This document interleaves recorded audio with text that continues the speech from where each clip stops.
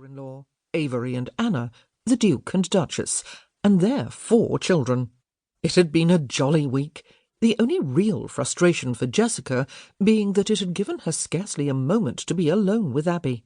She had not seen her best friend for an age, though they exchanged long letters at least once a week.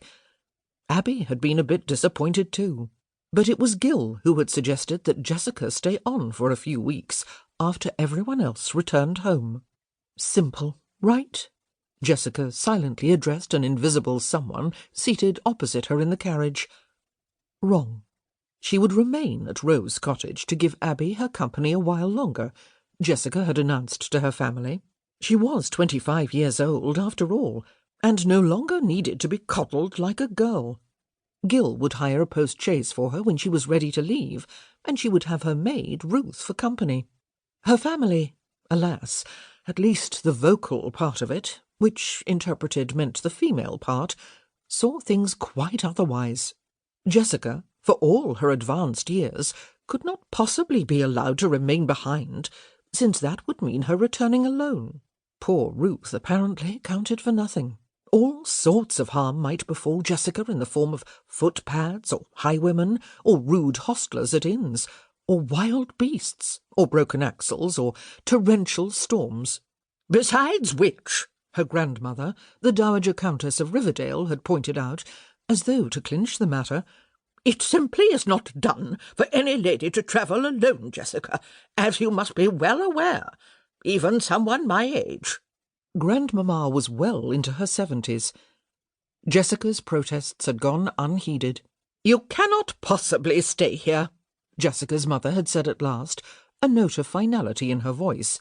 "As much as I understand your longing to spend more time with Abigail, and hers to have you, I cannot possibly remain here with you. The season is about to begin, and I will need to get ready for the removal to London. So will you, Jessica. Perhaps we can arrange something for another time."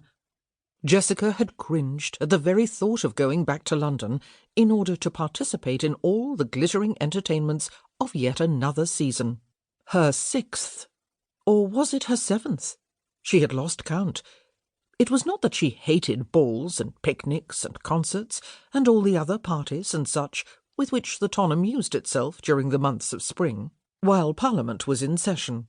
But these entertainments could very quickly become repetitive and tedious, and one tended to see the same people year after year, and wherever one went.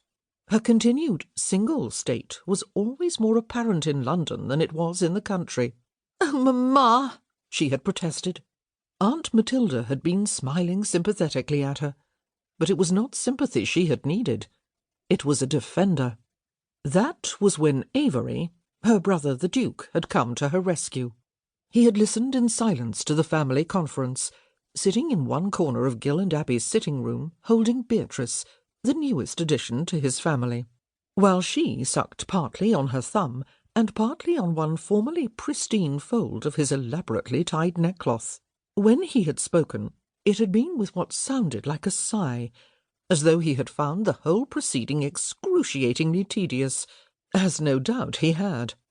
"I dare say," he had said, "you would all consider Jessica both safe from harm and properly preserved from scandal if she were to travel home in the ducal carriage with her maid, while Edwin Goddard followed close behind in another carriage, each conveyance manned with a coachman and a footman upon the box, and half a dozen outriders to serve as escorts." The Marquis of Dorchester, Abby's stepfather, had chuckled.